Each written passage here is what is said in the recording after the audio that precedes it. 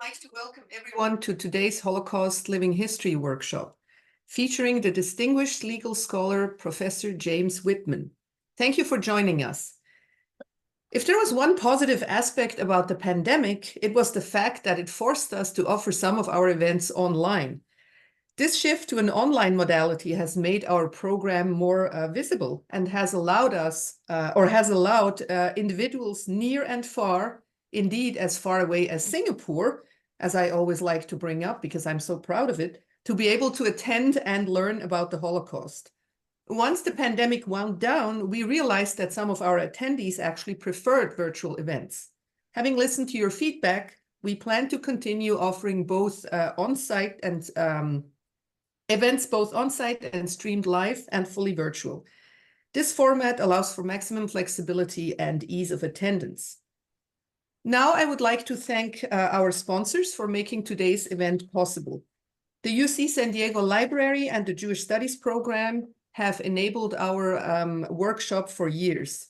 Today's workshop has also benefited from the generosity of John Muir College, and I would like to thank Muir's provost, Dr. Wayne Yang, for supporting it. Our thanks also go to 7th College at UC San Diego. We will have about 15 minutes for questions after the lecture. Please use the Q&A button at the bottom of the screen, and I will keep track of the questions you submit. Now it is my pleasure to introduce Dr. Yang. Dr. Yang earned his PhD in Social and Cultural Studies in Education from UC Berkeley. Besides serving as the provost of Muir College, he's a professor in the Department of Ethnic Studies at UC San Diego. Thank you for being here today, Dr. Yang. Thank you, Dr. Hillman. It is my great pleasure to introduce an author and an intellectual that I greatly admire, Dr. James Whitman. Dr. James Whitman earned both his BA and his JD from Yale University, of course, Yale Law School, but he also holds a MA in European History from Columbia University and a PhD in Intellectual History from the University of Chicago. He first started teaching at Stanford University Law School, but he's also taught at universities in France and Italy. He returned to Yale in 1994, where he's now the Ford Foundation Professor of Comparative and Foreign Law at Yale Law School. He's written 5 books. I understand he's working on a 6th. I'll mention a few. There's The Origins of Reasonable Doubt and The Verdict of Battle.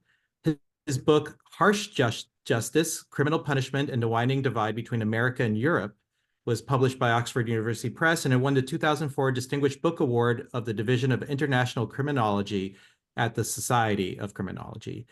I'll just say, as a professor of ethnic studies, I had known that Hitler drew upon the eugenics discourse from the United States in thinking about his racial project and obviously the ideology of the Holocaust. But I never knew about the legal bases as the architecture for actually controlling internal populations within the Third Reich. So in terms of ethnic studies, this is extremely important. What we learned from, and what we're going to hear tonight from Dr. Whitman, is how race comes to have significance, not only in social and cultural forms, but in legal and material and ultimately violent forms against populations. And I would like also us to reflect on how racism against one group is reinvented and recommissioned against another group. And in the words of Malcolm X, racism is like a Cadillac. They invent a new model every year. So without further ado, Professor James Whitman. Gee, thank you very much. I can be heard now, I hope. So we're good. So thank you very much for having me, and my thanks to everybody who's here. I can't see you on the screen, but I'm grateful that you made it. As Dr. Yang said, my book is about what are really shocking facts about the United States. They were a shock to me when I discovered them, I have to say.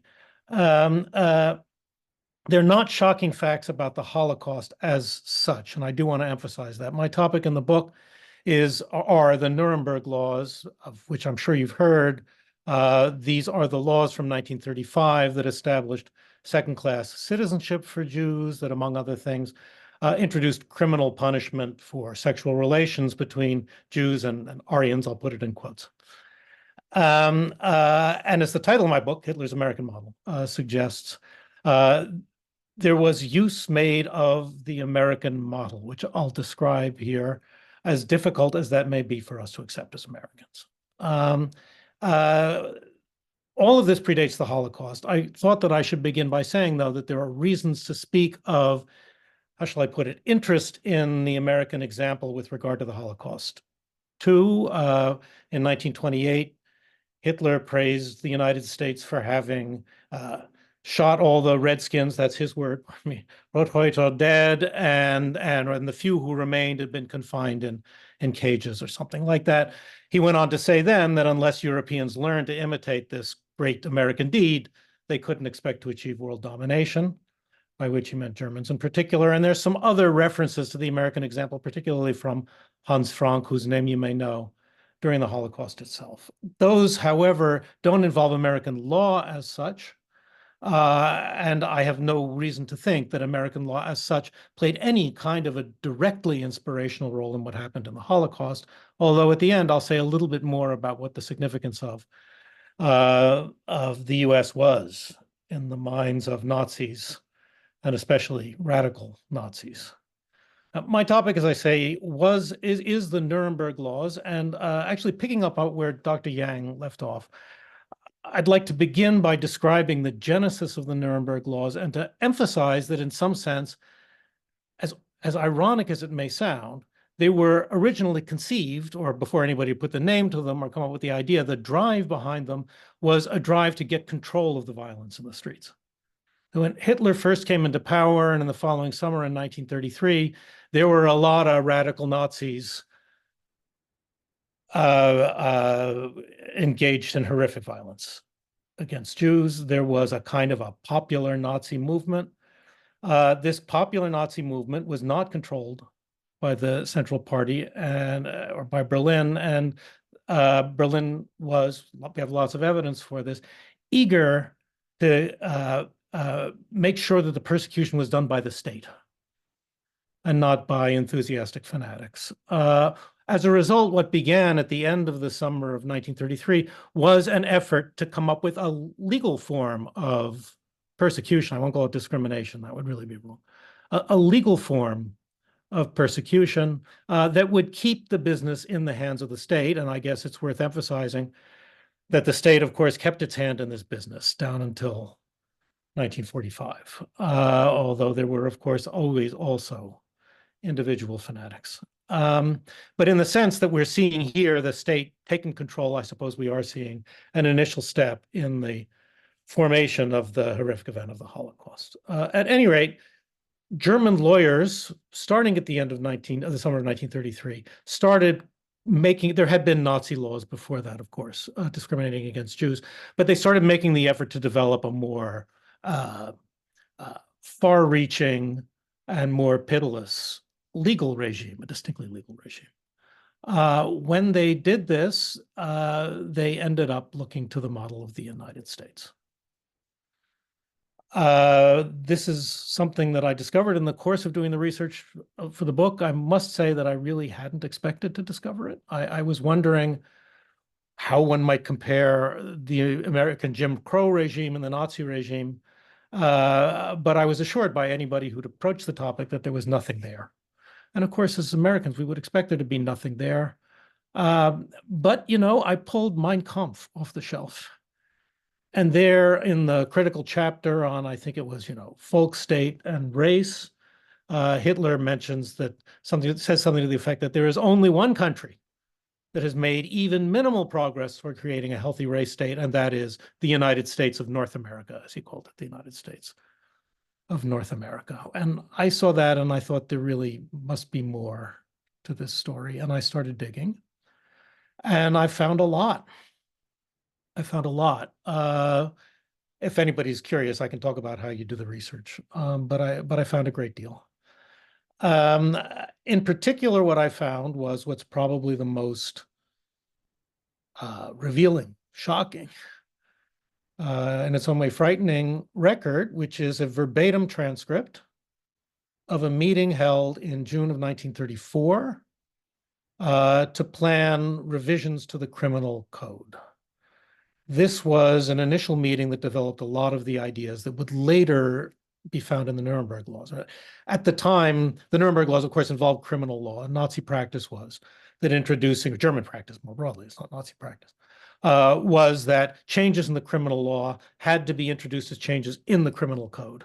Later on, the Nazis would abandon that kind of legality, but at the time, they were still living up to it. And this meeting was called in the summer of 1934 in order to discuss a demand for a new regime of persecution, which had been in a form of a booklet that was promulgated by radical Nazis in 1933, and in particular Roland Freisler, who's somebody whose name you may have heard. He is about as bad as Nazis get. He was later a judge in the principal Nazi court, but in any case, all throughout his career, very active in trying to create, what shall I say, efficient and vicious programs of persecution. Well, pressure was on the Ministry of Justice to take account of those demands, and the Ministry of Justice held a meeting. The chair was the Minister of Justice himself. The meeting included many, many lawyers and also many doctors, because the concern, of course, was, well, with the sorts of things that always concerned the Nazis. We have a verbatim transcript of this meeting for what, in some ways, is an ironic reason. The reason is that Germany is a legal culture that generates a lot of paperwork and keeps a lot of records, and in particular, there is an enormous series of, I don't know how many hundreds of volumes of all of the deliberations that have ever been involved in any idea to change the criminal code. So there in 1934 appears all of these deliberations. They had a stenographic secretary there taking notes, and we know exactly what everybody said, including the ums and the ers and the ahs. Now, when these folks arrived at this meeting in June 34, they were handed a document which had a list, a short description of the race laws in every state in America. And they discussed them in detail. You go into the record and you read what they say, and somebody will say, gee, this is what they do in Oregon. And Oregon was included, by the way, and I want to emphasize that in a moment. This is what they do in Maryland. This is what we do in Virginia. This is what they do in Virginia, pardon me. Would this be good for us? They ask themselves. Now, I want to highlight the use of Oregon for a second, not just because I believe Dr. Yang is there. Oh, no, maybe he's in Washington. I'm sorry about that. But at any rate, it matters a great deal, and it matters a great deal for the following reason. When I thought I began my studies in this subject, I assumed that what would be interesting about the United States was the Jim Crow South. And the Nazis certainly were interested in the Jim Crow South, but they were not just interested in the Jim Crow South. They were very interested in what was, in fact, a very noticeable feature of American law at the time, namely, I'm sorry, well, I have a chat there. Sorry about that. Namely, that American law targeted many, many races. In particular, Asians in your part of the world, out there in the West, and of course, Native Americans. There was just a lot of American race law, and they were quite interested in all of it, and I'll come back in a moment to why that's true. At any rate, they discussed these American state laws, and in the discussions, we find yet more shock. The shock has to do with an authentically disturbing fact. As we read their discussion of the American states, there really were two groups of people at the meeting. These were radical Nazis on the one hand, like Freisler, who was there, and more moderate Nazis. Now, I know that it must sound utterly absurd to speak of more moderate Nazis, but it's true. There were Nazis who did not want to go as far as the radicals wanted to go, and the Minister of Justice, who only joined the party very late on, was one of them. And the same was true of others who were there. The disturbing fact is that the radical Nazis were the ones who were really in favor of following the American model. the moderate Nazis looked at these various laws, and well, so for example, one that I'll come back to, which is quite important, or perhaps I should explain what makes these important. What the Nazis were looking for in these laws was something that was very difficult to find in the world. In particular, they were looking for a variety of things, and I'll talk about them. But in particular, they were looking for criminal statutes that criminalized race relations between different races as they were conceived. There were no criminal statutes anywhere, a little bit in Australia, but not much, whereas the United States had criminal statutes, criminalizing sexual relations between the races, criminalizing marriage between the races. That was what the Nazis, first and foremost, so there's more, were in the market for. They couldn't find it in German law, or in fact, any other legal system in the world, but certainly in German law, and that's for a very basic reason. The way German law worked, the way, if I may say it, all, I know it's a word that many object to, but all civilized legal systems worked at the time, was the following. They didn't speak of the particular social circumstances of different parties. They just said, if anyone commits a murder, that person shall be convicted. If anyone commits a theft, that person shall be convicted. It was impossible as a matter of standard legal technique to say, if a Jew does something, the Jew will be given, subjected to a particular criminal punishment or anything else of the kind. It just wasn't done. And any lawyers, including those moderate lawyers, but also the very large number of lawyers who staffed the German bureaucracy, not all of whom had gone over to the party, would insist that you couldn't do that kind of thing. And as a result of which, what the radicals needed was an example that demonstrated that you could do it. And the example was the United States.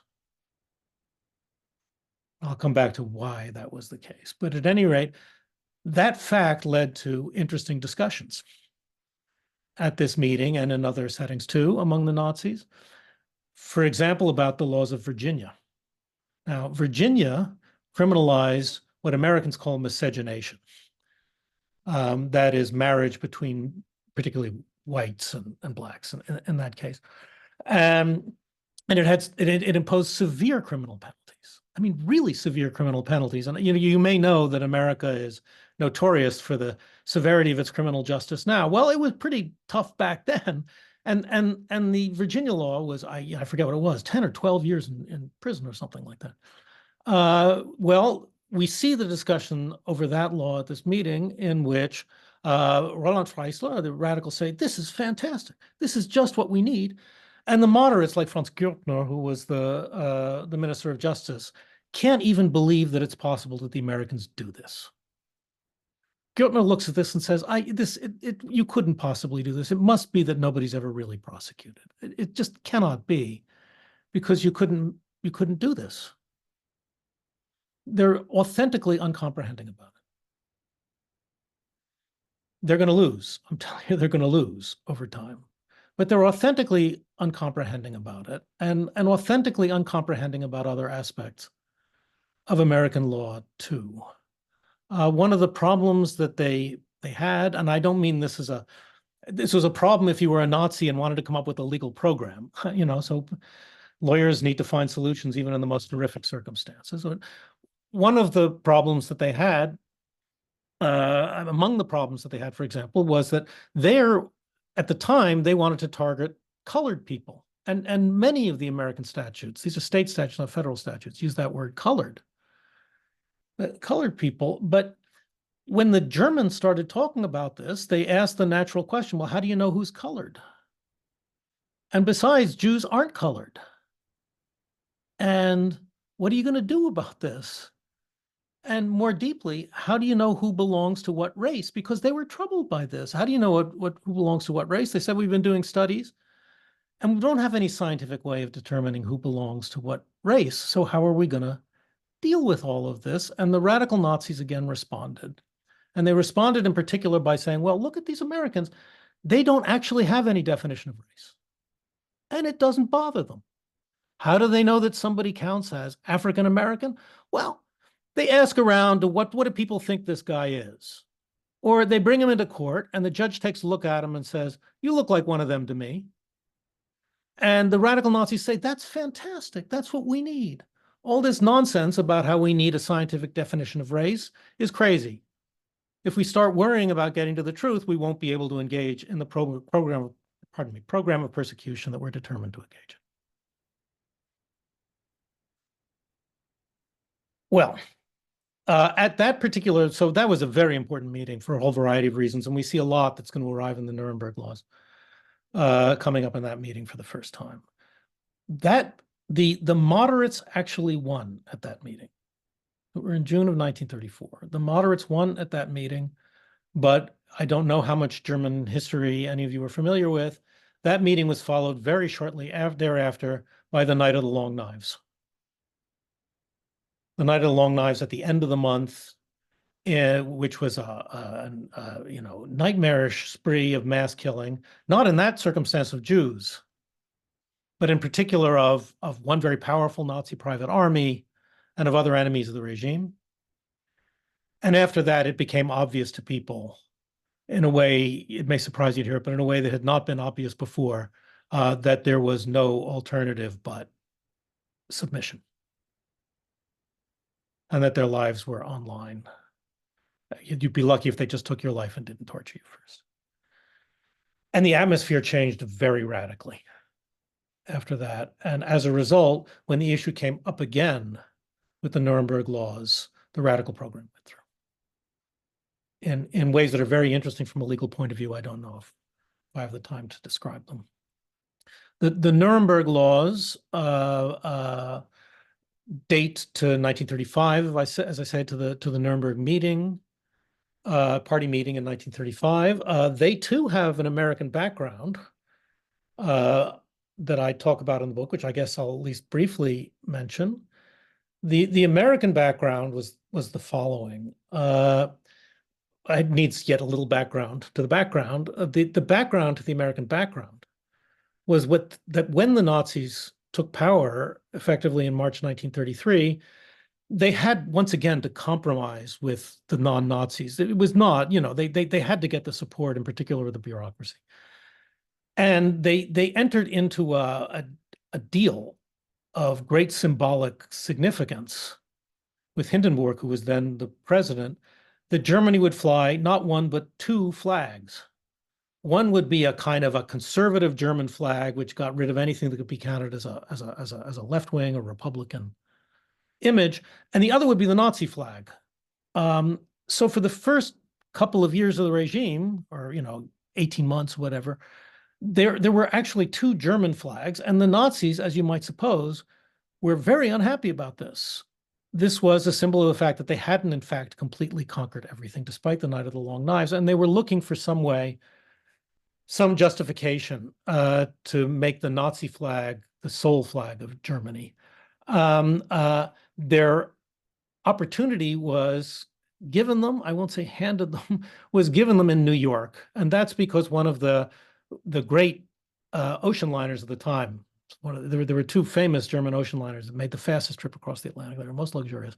One of them was in the harbor in New York. It was flying both flags, and a bunch of protesters, the police say they were communists, who knows if they were really communists, climbed up aboard the ship and threw the swastika flag into the water, into the Hudson. And this created a tremendous diplomatic row, as you might suppose. So the rioters were arrested and held in detention, for a little while.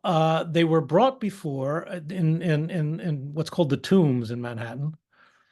Which is a detention center. They were brought before a magistrate, and the magistrate was a man named Joseph Brodsky. Brodsky was a Jew. He was an East European Jew. He was a very, very gifted lawyer. He was also had gotten his job through Tammany Hall, that is the machine, and had gotten into some trouble for that. But he was very committed to, and he's, it's a minor job being a magistrate. I mean, sometimes he had important, could do trials of a kind, but for the most part, he was in charge of doing things like this, whether to release people from jail, and things like that. But he used the job in order to make great statements. And in particular, he made a statement in this case. He gave a completely inappropriate, I would say from a legal point of view, completely inappropriate denunciation of the Nazis as barbarians, justified, but inappropriate, and released all the rioters. And at that point, the Nazis had somebody to go after, and the somebody was Judge Brodsky.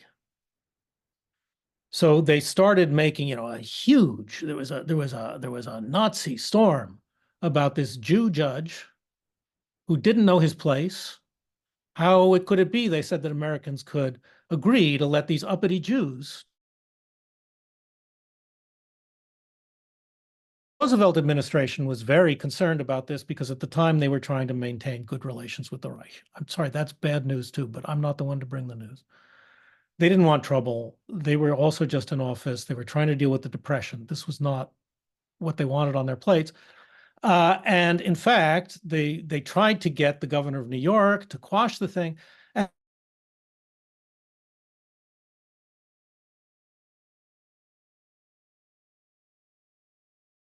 the official letter of apology didn't change what the Nazis did, but Hitler mentioned it. I think it was Hitler. Anyway, I could be wrong about that. It could be Goering. While thanking the Americans for their graciousness in this, but then insisted that this extraordinarily offensive behavior by this, I'll call him a Jew judge, because that's the way they would talk about it. I'm Jewish myself, by this judge required a response on the part of Germany, and it required two responses. It required the establishment once and for all of the swastika flag as the sole flag of Germany, and the creation of a new legal regime to oppress the Jews. And the new legal regime took the form of the Nuremberg Laws, which were put together very, very quickly by folks who had been working on the problem. The Nuremberg Laws themselves, as I mentioned at the beginning, the Nuremberg Laws set out to create a second-class citizenship status for Jews and to introduce race legislation like the American legislation that included criminalization. The laws themselves, I should say, didn't tackle the problem of how you defined who belonged to what race. That was done separately in a kind of a codicil afterwards. Now, how did they make use of American law in particular in all of this? I neglected to mention one more shocking fact about the discussions. During all this time, discussions of American law were going on. You find them among the lawyers, you find them elsewhere. You can even find them in odd pieces of German literature like language textbooks and things like that. I mean, you just have to dig around and you see all of these things. One of the really striking things about those discussions, horrifying things, is that in a couple of ways, the Nazis found American race law too harsh. They were especially shocked by something that existed in some states, but not all by any means, which was called the one-drop rule. The one-drop rule, which classified anybody as colored, because they'd say colored, as colored because that person had one drop of colored blood. If you could find any ancestor anywhere back in the family tree, that person counted. The Nazis' response to that was astonishment and horror. The Nazis said, that is inhumane. This is literally what the Nazis said. That it's inhumane to do something like that. There was something else that's worth mentioning as well. This involves the practice of Jim Crow. American Jim Crow legislation went out of its way to criminalize relations between, any kind of relations between white, it depends on the state, it's varied a lot from state to state, between, in particular, whites and blacks in the South. The Nazis thought that went too far too. When the Nazis were putting their programs together, what they commonly said, we have to reconstruct what their debates were about all of this, because there was some interest in bringing Jim Crow to Germany and then various disagreements about what that would involve. But what the Nazis said about that too was that it went too far. So the people who advocated the equivalent in Germany said, listen, it's only an offense in the public eyes if they do it in public. If they're doing it in private, what's the difference? This was not the American attitude. And when they saw that the Americans were also prepared to penalize people for what they did in private, once again, they said that goes too far. And we can point to other examples as well. So what exactly did the Nazis get out of, let's see if I'm doing it on time. What exactly did the Nazis get, and why were they inspired to take it from the United States? So they looked very hard at two aspects in particular of American race law. Now, the first was the effective form of second-class citizenship imposed on African Americans in the United States. So the 14th Amendment after the Civil War guaranteed equal citizenship rights for former slaves. But in practice, American law found all kinds of subterfuges for avoiding the command of the Constitution and creating effectively a second-class citizenship status. Now, the Nazis were very interested, and they read and discussed these things, but they didn't borrow them, and there's a reason they didn't borrow them. They didn't borrow them because American law needed the subterfuges. American law needed to pretend that it wasn't actually doing what it was doing, that it was in fact treating all persons as citizens of equal dignity. The Nazis had no intention of doing that. They were going to be perfectly open about the second-class citizenship status. So they didn't, the American doctrines for that purpose, although they talked about them a lot, didn't serve as direct models. The things that served as direct models were the things that I mentioned before. The explicit race legislation, targeting people on an explicitly racial basis. And again, let me emphasize, not just Black Americans, but Asian Americans and Native Americans in particular. And a couple of little things, but that's what they're concerned with. They targeted them. They made marriage between members of the different races illegal.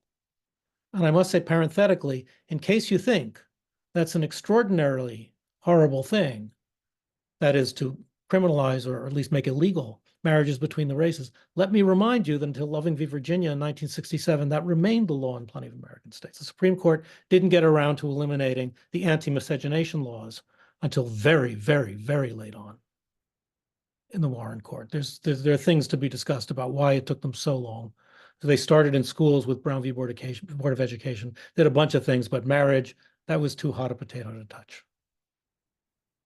But at any rate, the Nazis found lots of older law, again, from the early 20th century, 1920s, 1930s, which unapologetically criminalized, without ever defining race, but or at least not to the Nazi satisfaction, which unapologetically criminalized all of this interaction between the races.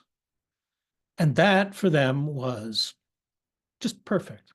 Because let me say, if you're lawyers, you need to be able to cite some authority.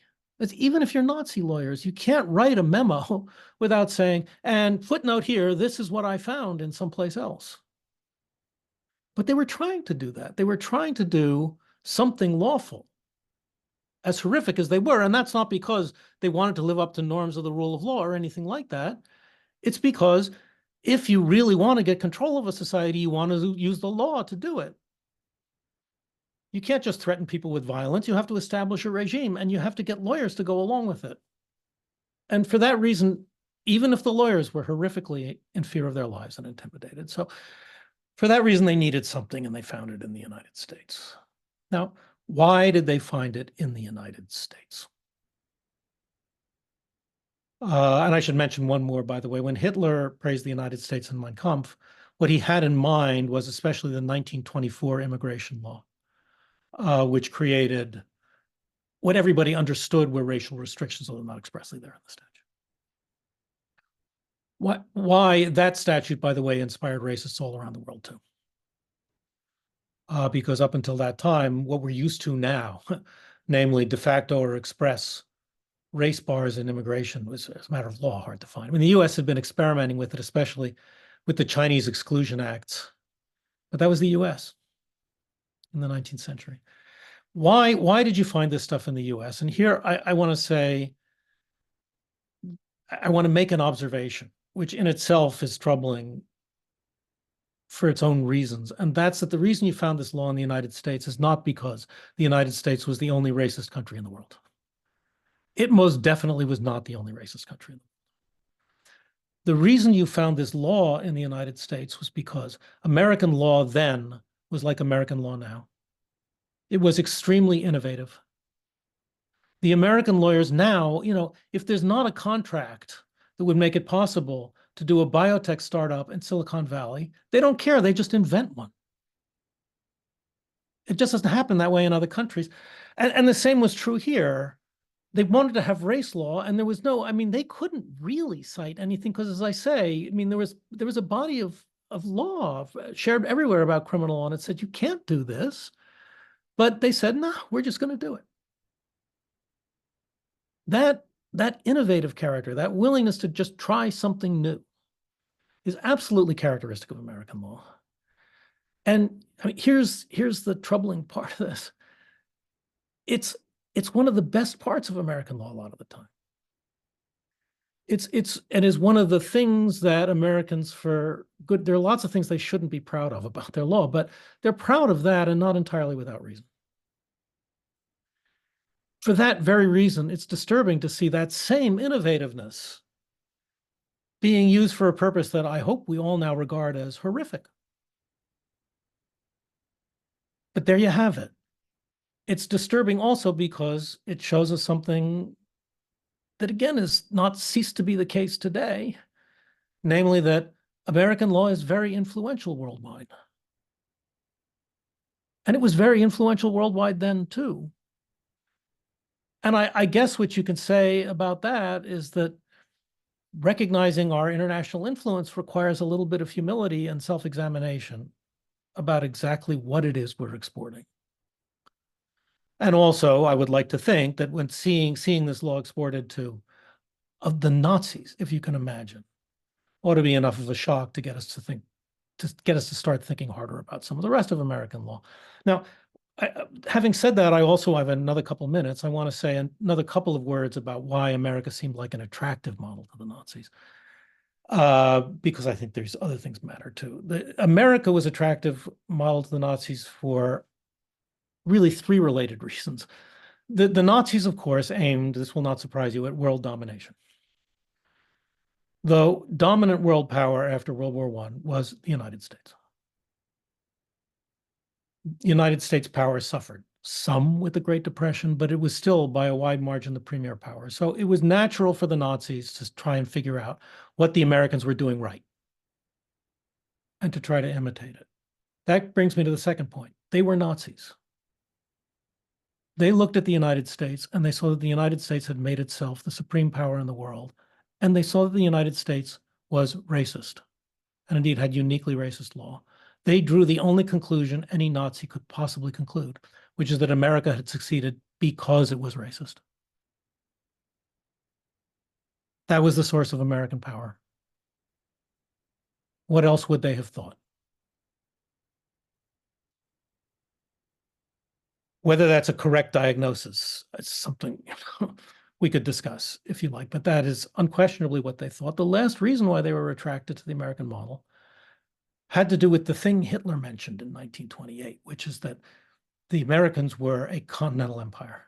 The Americans had spread through North America, not always proceeding in the gentlest of ways, and they had conquered a great, great landmass. The Nazis were planning to do the same thing, only they were planning to go east instead of west.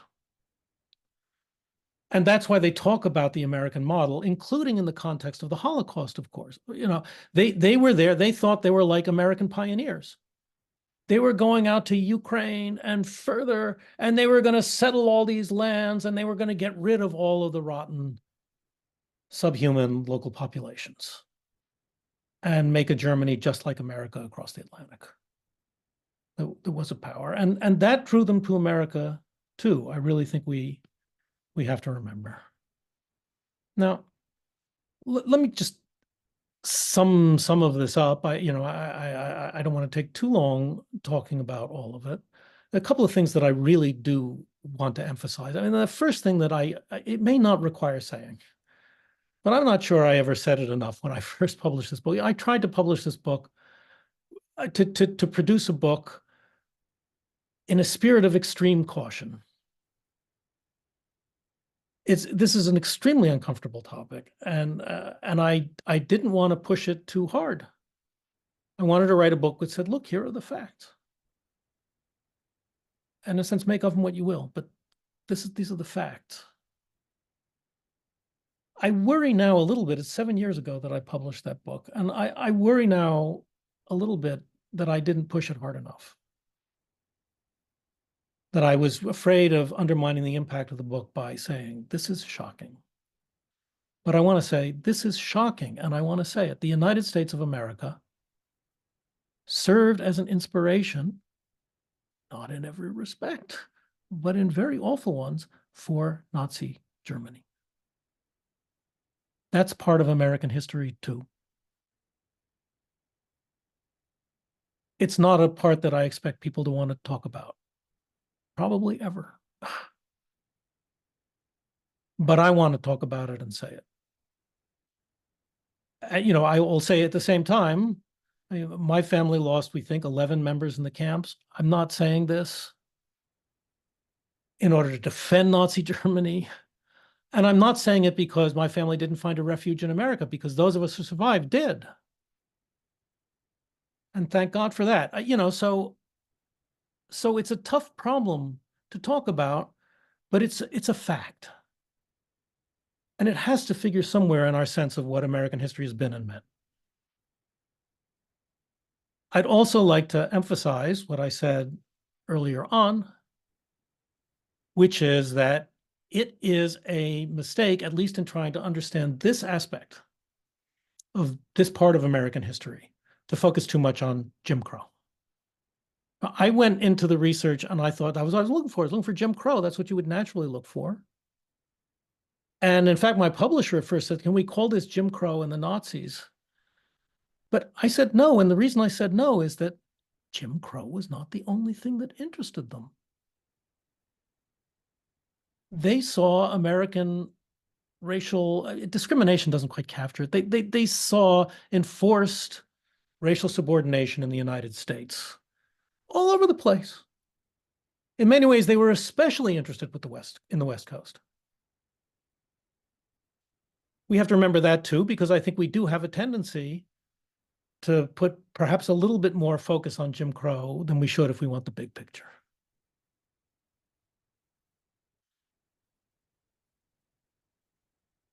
I could stop there. I guess I don't know if it's time for questions. What do you think? I can also just continue to preach. But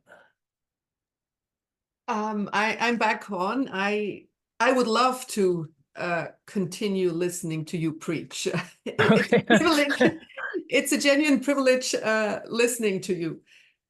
But we do have questions, so if that's okay with you, I'll try to preach during the answers. How's that? And then we'll. That sounds perfect.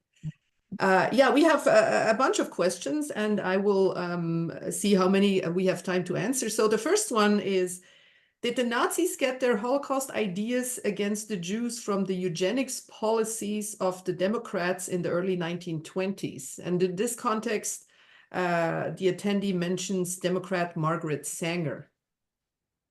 So, first of all, as Professor Yang began by saying, yes, in part. So there was a lot of interest in American eugenics. American eugenics, like everything else I've been talking about, was from the, I wouldn't say the scientific point of view, the pseudoscientific point of view, unusually advanced.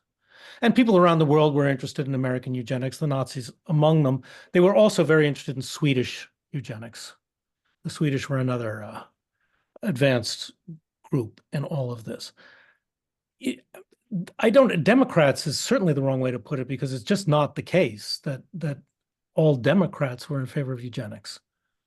What is true and troubling and difficult, I don't write about it, but others do, is that the progressive movement was very much associated with eugenics. And the progressive movement was by no means necessarily democratic. Teddy Roosevelt was a founder of the progressive movement. It was a more complicated and more ecumenical movement than that. But the progressives were interested in what they thought of as the scientific management of society. And yeah, a lot of them were interested in eugenics. The most famous example, at least to us lawyers, comes from some judicial writing by Oliver Wendell Holmes on the Supreme Court, but there was plenty more of it too. You know, I mean, there in some of what I wrote, I think that the Republican newspapers were sometimes more a voice of sanity in 35 in particular than some of the Democratic papers were. You know, I think that's probably because of the politics of the New Deal. That is, people, for whatever reason, it seemed, you know, I said the administration wanted to keep on good terms with the Reich. They couldn't deal with that. And most people followed the line. Whether you want to conclude from all of that, you know, the Democrats are the source of evil in American society, you know, I mean, that's just silly. Nobody's ever the source of evil. Are there a lot of things to worry about what people who call themselves progressives believed? You bet. You bet. And should that shake us up a little bit when we think of ourselves as being progressives now? Very possibly. You know, I mean, life is hard and you think you know the right thing, but you often turn out to be wrong. Early on, somebody wrote a comment which I found very interesting. This person wrote, I read the book shortly after it was published and recommended it to a friend who taught social studies at the New York High School. My friend has both African and Jewish ancestry, so I thought this would be interesting to him. Instead, he reacted very angrily to the arguments you made and has never spoken to me again. I'm wondering if you have encountered or heard of other such extreme reactions to the book. I'm so sorry about your friendship. I mean, I didn't mean to. No, I mean, so I actually, to my astonishment, I've gotten very little hate mail or anything like that. I don't think I've broken up. I hope I haven't broken up any other friendships. No, I really haven't. And you know, I had no idea what the reaction to the book would be, and I'm very sorry. Really, I'd be curious to know exactly what it was that seemed so terribly offensive.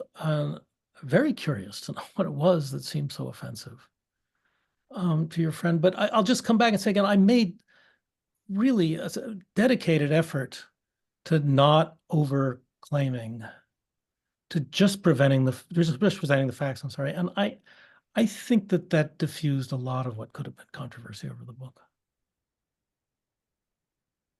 I have to tell you, it's really interesting to look at the Q&A bar or the Q&A button. I think rarely have we ever had so many comments. So clearly, your research has raised a lot of questions and concerns. And I'm seeing a question here that I think is very interesting. I wonder how the US has been able to, in a way, rebrand itself as a humanitarian country, even though it has this past that closely aligns with Nazi Germany. But Germany still has this dark shadow looming over them. Well, so there are a couple of things to say in response to that, I think. One is that Germany has a dark shadow looming over them because they've actually, I mean, not everybody has cooperated, but the Germans have really made a tremendous, almost a heroic effort to guarantee that young Germans learn about this, that it not be acceptable to defend the Nazis. You know, that all may be falling apart now. But at least for a long time after the war, there was a strong sense in Germany that, you know, I know perfectly well, there were also plenty of people who were still for Hitler. I met plenty of them and plenty of Nazis out there. But as a matter of public culture, there was a strong understanding that Germany just had to deal with this past. We've never had that in the United States. There's never been any sense that we actually had to get up. And I mean, plenty of people call for it, but it doesn't happen in the way that it happened in Germany. Although there were ambiguities in the way that it happened in Germany too that I could go into, but I won't. The other thing to say, but in response to the other part of your question, how did the United States shake off this image? The answer is a very interesting one. At least, again, you know, from the point of view of a lawyer like myself, somebody who's interested in the history of the law.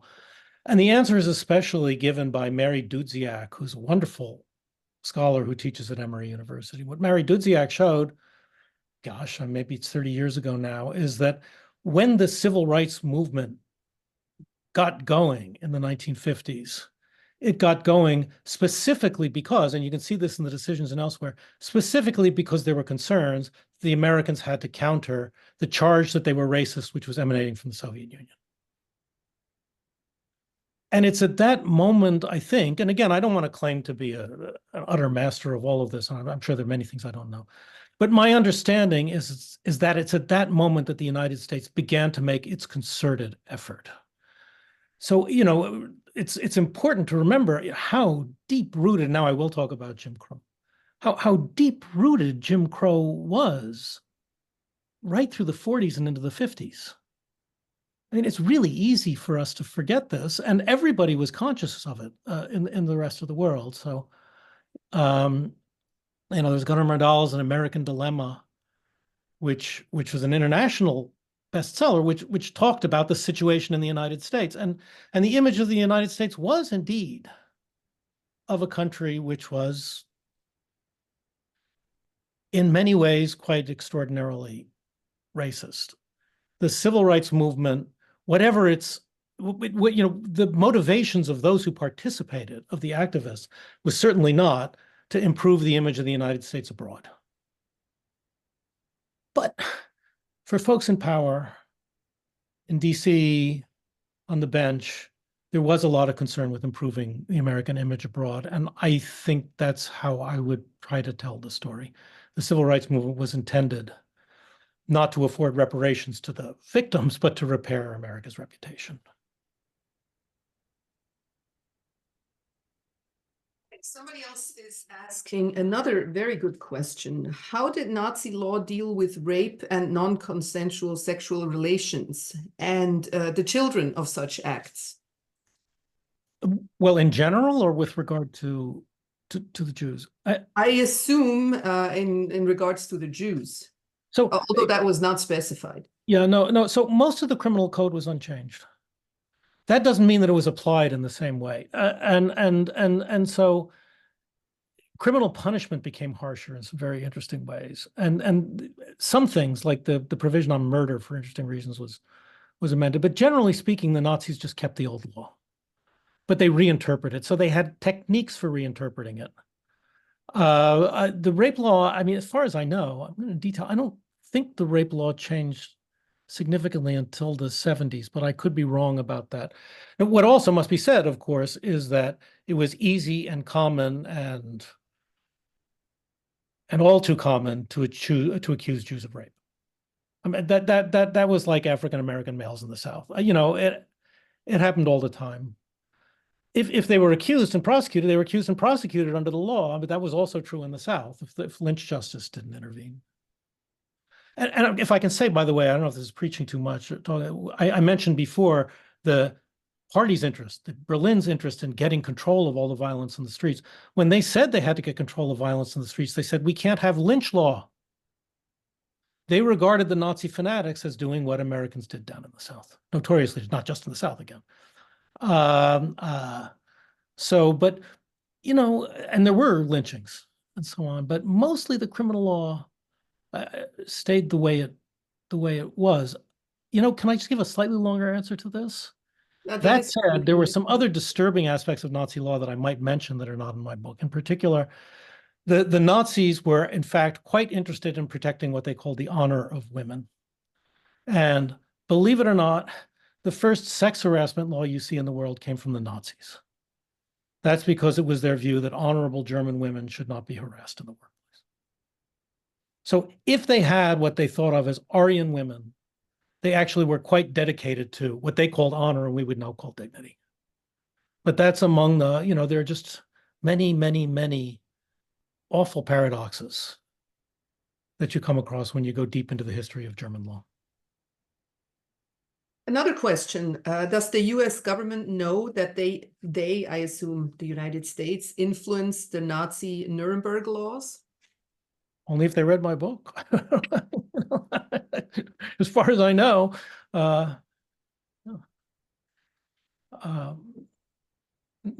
I don't think so. I mean, Here's another question, and it's really fascinating to see how your talk inspired people to ask so many very different, to touch on so many different issues.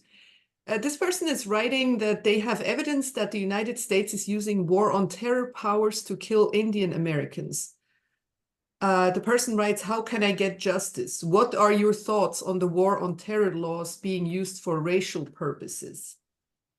So this is leading us away from the Nazis and it is. Well, I'm not generally in favor of the war on terror laws as they're used for any purpose, but of course it's a horrific abuse if they're used for racial purposes. And that is a curse that hovers over our entire criminal justice system.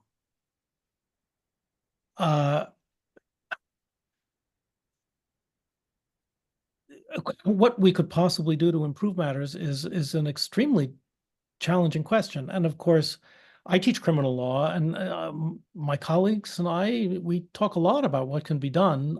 We're mostly in despair. But in that sense, there's surely no doubt that we continue to have very serious race problems in the United States. It didn't end with the civil rights movement, that's for sure. Yeah, at this point, I would like to apologize to all of those who are asking if I got the questions. I am getting them all. There are so many of them, many more than usual. So I will ask a few more. We have a few more minutes.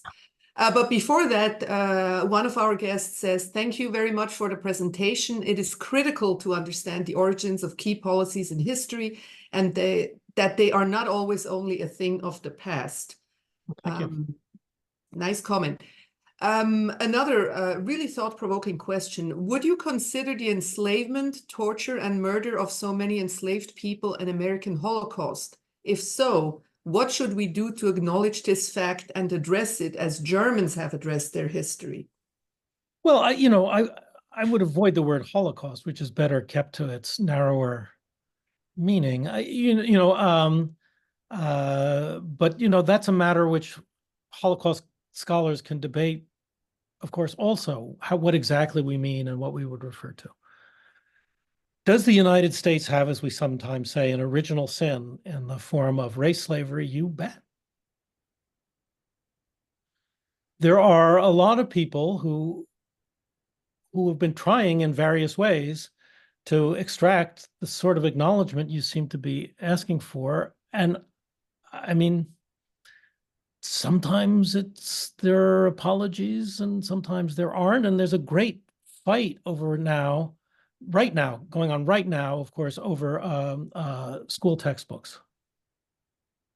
And over the New York Times' well-known 1619 project and the efforts to keep anything that would raise these questions out of textbooks in a lot of states. The very fact that there's a fight over it demonstrates that, no, we haven't accepted the responsibility of self-reflection and self-criticism. That, again, German, I won't say, high German public opinion has. Germany has still got a lot of people who have nothing bad to say about it. They're mostly dying now, but they have nothing bad to say about Hitler. Mostly dead. But there was some sense that the German state had to take some kind of responsibility, and the German people had a responsibility that we have not had in the United States. Are there any laws in the United States that are enforced today that Nazi Germany drew inspiration from, or are they all repealed? So they're repealed. That said, I mean, the thing that inspired Hitler at the beginning was American immigration law. And although American immigration law, again, the 1924 Act was not expressly race-based, everybody knew that that's what the statute was about. There had been earlier expressly race-based statutes targeting especially Chinese, as I say, Asians, early on. Immigration law and could conceivably, I guess, still be, you could say that immigration law has never been, I mean, so in the 60s, the old immigration law was thrown out, and then there have been many revisions since then. But it does have a direct continuity with what there was in 1924, and there's no reason it couldn't go back to taking that form again. I don't think it would serve as an inspiration now, because immigration has just become a topic that's overwhelming everybody all around the world. And I just think that it's acquired its own dynamic. So I wouldn't expect, whatever Americans do, I wouldn't expect it to be inspiring necessarily anyway. It would surprise me. But that's pretty much all that's left.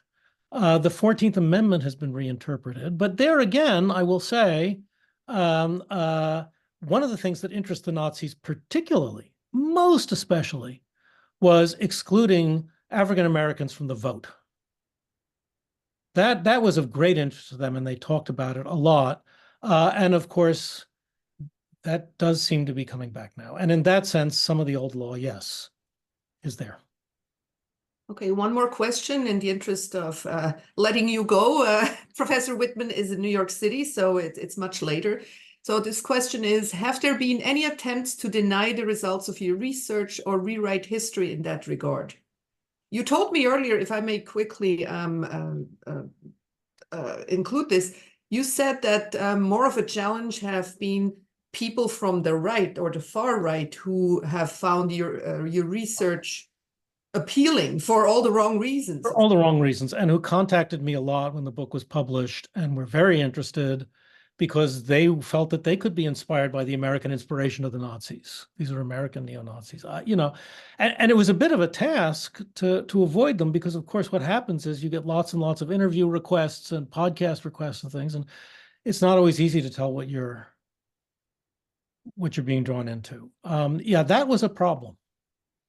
That was a problem. I just hope the book has not served as that kind of inspiration. I don't know how I would know, but I guess if I wanted to dig, maybe I'd find things. I don't think, I mean, it hasn't really been attacked by historians to my knowledge. The book, as I said, but I could have missed it, but normally one doesn't. The place where the book had a slightly, I wouldn't say a rocky reception, but a difficult reception, was in Germany. And the reason it meant trouble a bit in Germany is that, for the very reasons we've been talking about, Germans are very, very resistant to anything that might conceivably seem to be relativizing the Nazis. Anything that might say, the Nazis aren't the only ones who did this, whoever it is. Genocide is just a la mode. For that reason, Germans, this is not an easy topic for Germans, but for the most part, they responded by just not reviewing the book. For the most part, it tended to meet with silence in Germany, which is fine. I mean, it's fine. Yeah, but for I would me, say that. oh, sorry. No, it's fine. I'm done. I just wanted to say, for me, as a teacher of the history of the Holocaust, who has assigned your book for years now, it's been very encouraging to see how open, especially American students, are to this difficult lesson. Very, very rarely has there been a student who has had trouble kind of wrapping his or her head around it. For the most part, students are glad that they are finally learning about this interesting history. I'm so encouraged and thrilled to hear it. Thank you very much. Well, I would like to thank you for a truly insightful talk. You gave us all a lot of food for thought, and I encourage everybody to read the book.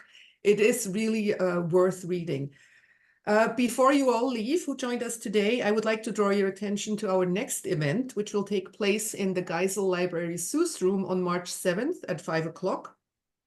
We will host, March 7th, yeah, I said that. We will host Professor Uffe Jensen, who will talk about his new book, An Anti-Semitic Double Murder, The Forgotten History of Right-Wing Terrorism in Post-War West Germany. You will also be able to attend the event virtually if you desire to do so. I hope you can join us. Thank you for spending time with us and with Dr. Whitman. Thank you, Dr. Whitman, again. Thank you I all. wish you a good night. Thank you. Good night.